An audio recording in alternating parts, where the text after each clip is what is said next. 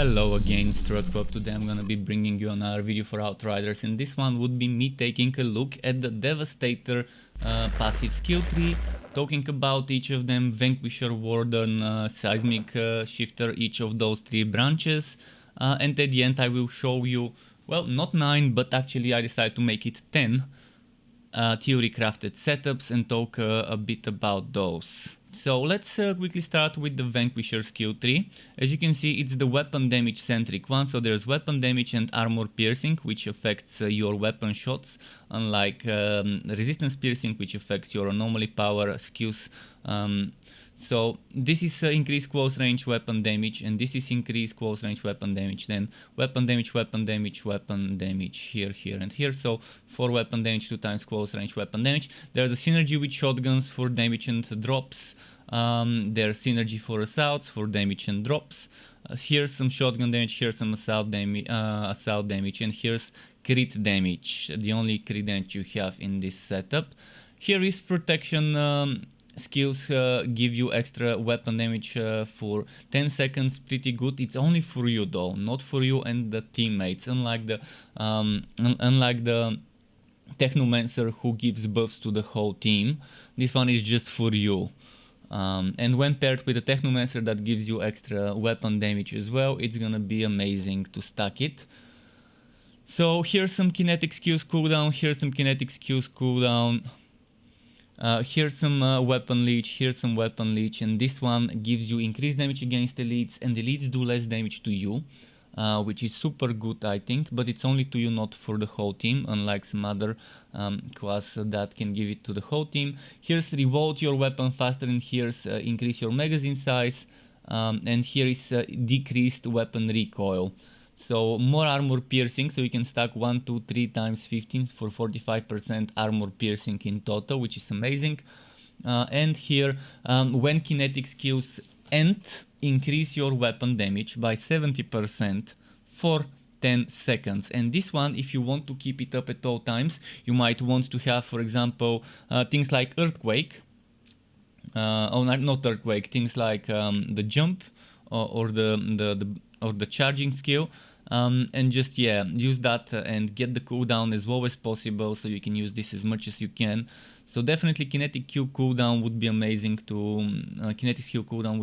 get this proccing more often. So here's Into the Fray, which increase your damage mitigation by 15% for 10 seconds after you use a kinetic skill, but after the skill ends again. So this can stack with this 15%, and that's 30% damage mitigation, pretty decent. This one, when an enemy dies in close range, 20% of their armor will be transferred to you for 10 seconds, and every ammo pickup heals you for 5%. And moving on to the Warden, 1, 2, 3, 4, 5 HP nodes, and another one hidden here. Behind, after using class melee skill, increase resistance piercing by 15% for each hit enemy for 10 seconds. So gives you resistance to skills. You have 1, 2, 3, 4, 5, 6 extra HP nodes, each of those for 10%. Then you have armor, 1, 2, 3, 4 armor, 20% nodes, and this one is not armor 20%. This is increase your armor by 7% for each enemy in close range, and this one increases what counts as close range from 10 to 14 meters, so no more than 14 meters, otherwise it's no more than 10. This is good armor, 20, 60, 20, 40, 60, 80% armor. Then there's this thing here. Where did it go? This thing here that when an enemy dies in close range, you get 20% of their armor. Then there's this thing, 7% for each enemy in close range. Then there's this thing here that gives you armor bonus by 40% of your anomaly power, which it is good for some builds. I've made one of those builds where I'm not taking this node, so I can take this one. More of an exotic build, but more of that later on. And then there's this thing here, increase all healing by 20% and shield by 20% for you and your allies. Then you have resistance, one resistance node here, one resistance node here for a total of 2 times 20, and then this thing, increase resistances by 15% for each enemy in close range, which again you can increase the close range by this thing here. You have cooldown to protection skills, and the other protection skills cooldown is here, behind this strong arm of the anomaly. Then what did we not talk about? Oh, and then there's anomaly in veins. Every second regenerate your HP by 1%, 2%, 3%. And this one is very interesting because there's a more of an exotic build where for each of those you get 10% weapon damage. So if you have all 3 nodes, that's 30% weapon damage with Vim and Vigor behind into the fray. Let's move on to Seismic Shifter. 1, 2, 3, 4, 5 anomaly power times 6%. So that's 36% anomaly power just from passive nodes. Speaking of anomaly power, this one increases seismic skill base damage by 50%, which obviously benefits from anomaly power and would stack very well with this one. Then there's this thing, Paladin. Using protection skills increases anomaly power by 45% for 10 seconds. As we mentioned, the protection skill cooldown is here and here, so probably this one would be very hard to take without sacrificing too much, but this one you can take to trigger this more often. Then we have a kinetic skill cooldown here, and we have seismic skill cooldown here, and the other kinetic is here, and the other seismic, where did it go? I can't remember where it was. So this is kinetic cooldown, this is kinetic cooldown, this is kinetic cooldown, this is protection, this is protection. Maybe there isn't another seismic cooldown. They're kind of on a low cooldown as they are, but oh yeah, this one here, sorry, I forgot. So this one here, 2 times seismic skill cooldown, and then there's something amazing to consider: the bleeding. Blood donation, you're healed for 35% of your bleed damage, and you can increase the bleed damage by 30 and another 30%. And on your screen you should be seeing what things can cause bleed. Certain skills, certain armor mods can cause bleed. We do not know yet how much the default bleed duration is. Hopefully it's good, but if you need more bleed duration, there's 30% here and another 30% here for a total of 60% bleed duration. Then we have something called Executioner, increased damage by 20% against enemies below 30% HP. And then we have Rejuvenation twice, which gives you Skill Leech 2 times 6%. And we have Resistance Piercing, which, as I said, anomaly powers, skills, pierce this resistance with that thing. So 15% here and 15% here resistance piercing that you can stack. And now we have things like this: anomaly bullets, increase firepower by 15% of your anomaly power, then double the damage of class melee skill, which can be synergized with this thing if you use it more often. As I mentioned, increase your armor bonus by 40% of your anomaly power. Pretty interesting thing to stack. And as I would probably mention a lot later in the theory crafting segment, if armor ends up a trash stat that's very that has very little change to how we survive, then this would be a trash node. So we have to figure out later, when the game is there, when we start stacking armor, to see how effective is armor in the end game, in the challenging end game, challenge tier 15, world tier 15, and all of those. This one is pretty nice: increase armor by 20% and resistance by 20% for 10 seconds when your skills end. Doesn't say what skills, any skill. And this is pretty good. If you have a good rotation, this would be amazing. So I think that pretty much sums up everything there is to know about this class. Let's move on to the theory crafts. Let's start by talking about the Vanquisher skills. First off is a Shotty Boi setup, which is 4 shotguns, as you might have guessed by the name. We have some armor breaker stuff, we have Havoc, we have Brawler, we have the Shotgun Master and Into the Frame for damage mitigation, as well as Bounty Hunter for more damage reduction against elites, which would be where it matters, and we have Champion for extra weapon damage. So I didn't take the shotgun damage, and there are some things that, for example, you might want less kinetic cooldown, or you might want less weapon damage, so you could maybe remove 1 point and put it someplace else. maybe like here, maybe take this one, or take this one. And that's this setup, and here are the stats. As you can see, there's some decent stats, some okay cooldown reduction, not maxed out, but still decent. Let's move on to the next. And this is Kinetic Assault, which is the assault rifle version. You can see we've got Assault Master here, and we've taken ammo stockpile for extra magazine size, still taking Champion, still taking Bounty Hunter and dry them out, but not taking into the fray. If you think you don't need the ammo, you can take into the fray, or you can take Heirloom Champion, or you can even take some dry them out, or even this assault rifle damage. So there is flexibility, and again you can remove one of those 2 points if you think you don't need. For example, the close range one, you may not need it on the assault rifle. Maybe you would be doing more range damage and then put it here, or here, or here, or even here. And those are the stats that you can see here for this setup. So it's pretty solid, it's decent, and I think it can work well with the assault rifle combos. Next is the Havoc and Armor. So we've got a few Havoc nodes, and we've got Heirloom Armor, we've got Into the Frame for more damage reduction, we've got Bounty Hunter for damage mitigation from elites and damage to elites. We're not taking any assault or shotgun related stuff. We have this extra cooldown to kinetic skills here. We have this not taken the magazine size. So this one again, if you don't need the close range, you can remove it and then maybe put it elsewhere, such as maybe here, although this one is pointless if you don't have those, but maybe here or maybe here. You have some options, and you can choose to do certain things with it, but I guess the only worth it places to put this if you remove it would be either here or here, or maybe even on weapon recoil, or maybe if you want those you can put them there, but that's kind of like the other builds. But yeah, this is kind of how I think it would work, and there are the stats with the cooldowns and everything that you can check.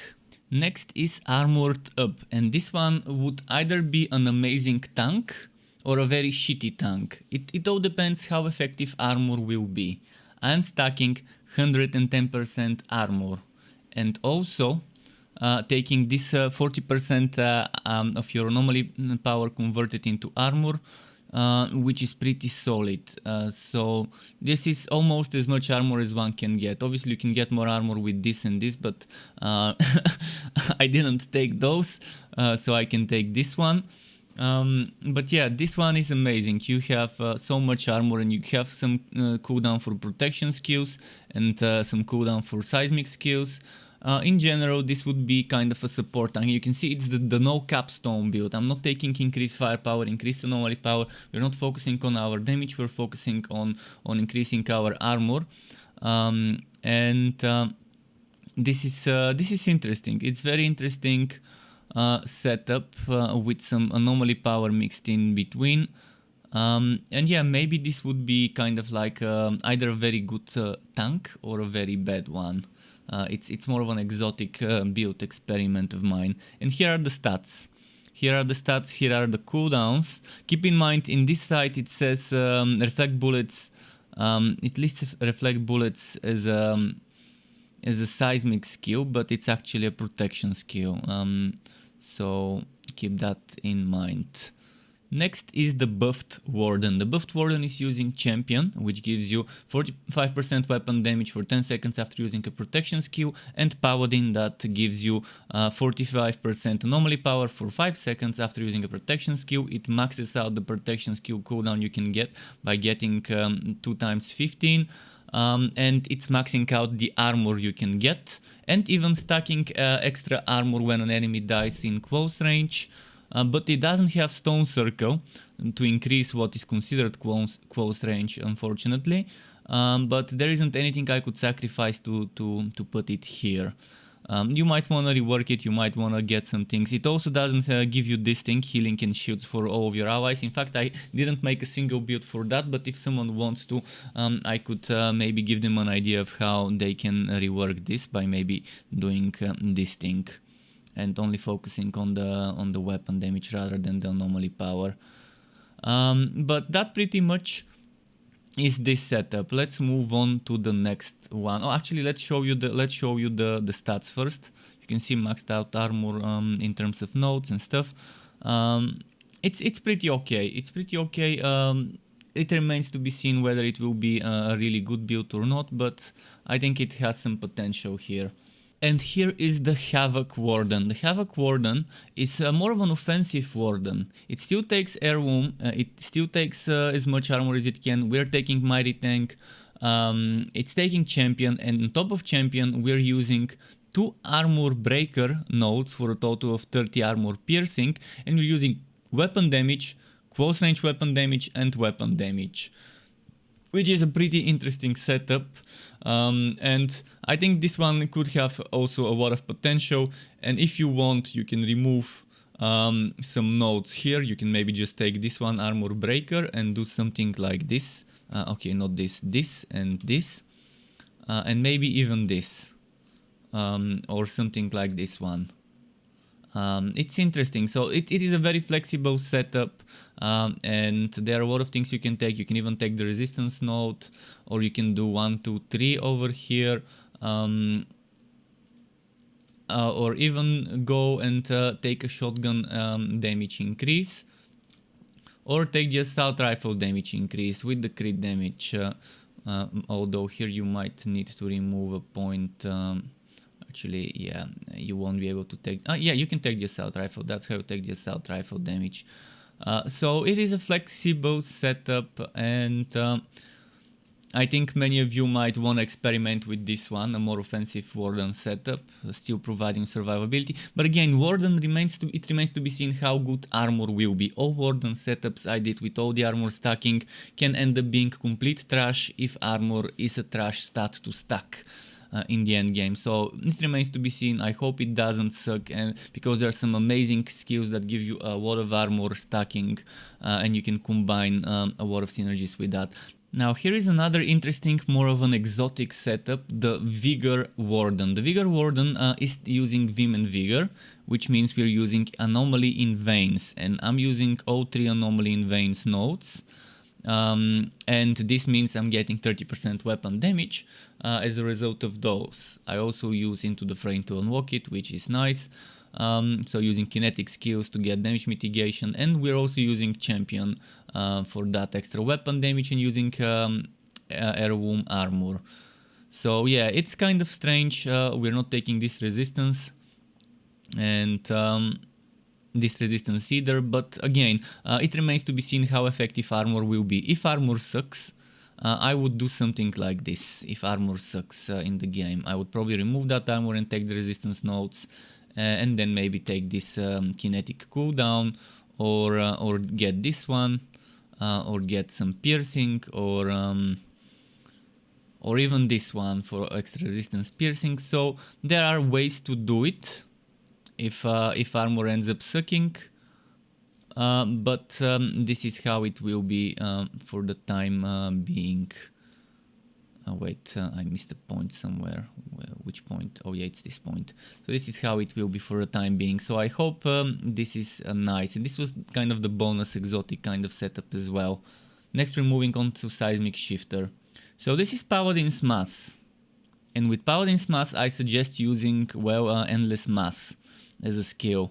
We've got kinetic cooldown here, we've got kinetic cooldown here, we've got seismic cooldown here. We're not using the bleeding stuff, there's gonna be another setup for bleeding. We're using Paladin for anomaly power after using a protection skill, and we have a protection skill cooldown reduction 1 time,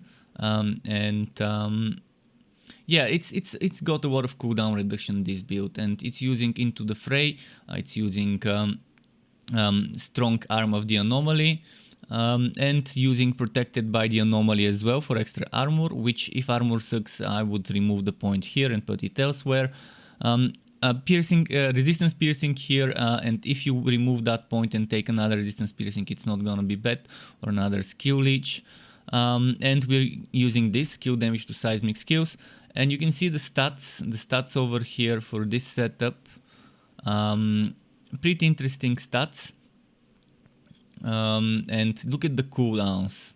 Again, keep in mind, reflect bullets belongs to protection, not to seismic. This side kind of shows it wrong, but once you're in game you can see it. So this is maxed out cooldown for seismic, almost maxed out kinetic cooldown, and a little bit of extra cooldown for protection, although keep in mind reflect bullets, it won't be here and it won't get this much of a cooldown reduction, so this website could be a little bit misleading. But yeah, this is an interesting setup and I hope people love it. It has some potential there, and it has some flexibility if armor really sucks and needs to be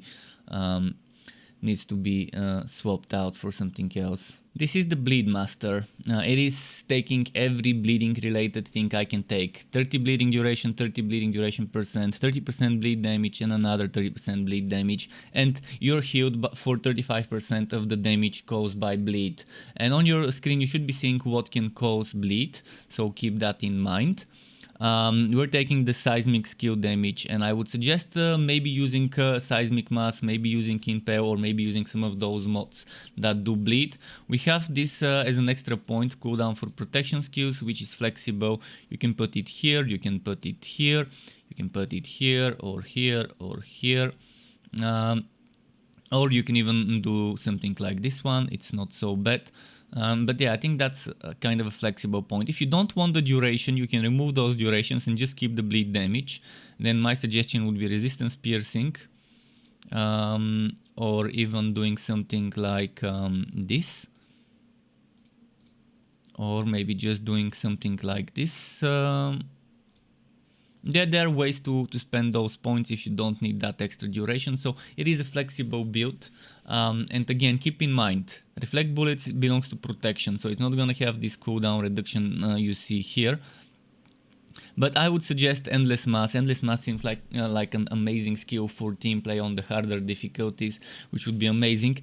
Reflect Bullets or Golem would be nice. Golem and Reflect Bullets I think would be crucial to have at least one of them to survive with within the hard parts. And Reflect Bullets, just this Reflect can kill so many enemies just by reflecting this, if you have the auto reflect on and things like that. So yeah, this is the stats as you see, and hopefully this setup some of you like it, but I know bleeding has a lot of potential in this game with this healing based on the bleed damage done. And this is the Seismic Champion, kind of a hybrid build, because you're taking this for the weapon damage after using a protection skill, you're taking Paladin for anomaly power after using a protection skill, but you also are taking a lot of anomaly power on the way. So you're gonna be doing a little bit of extra weapon damage stacking, and if armor sucks, you might want to remove this node and maybe get extra weapon damage, or get armor piercing, or resistance piercing, or even cooldown for protection skills, so you can trigger this more often. So it remains to be seen whether armor sucks, as I mentioned many times over and over. There are other things you can take, this one. This one would be pretty good to stack up with this. But yeah, I decided to take this a little bit of extra survivability, but again, it remains to be seen how good armor will be. This one would also be nice. You need to be up close and personal. So yeah, this is kind of a hybrid setup, weapon damage slash anomaly power, but anomaly power is still the main source of damage, so you would still want to be using skills as much as possible. Here are the stats, and again, Reflect Bullets belongs here to get that cooldown. And it's not gonna have any cooldown reduction at all due to not taking any protection skill cooldown. Endless Mass is pretty good as always. So that's kind of the last setup of this video. I hope you enjoyed all those theory crafts and they help some of you out there.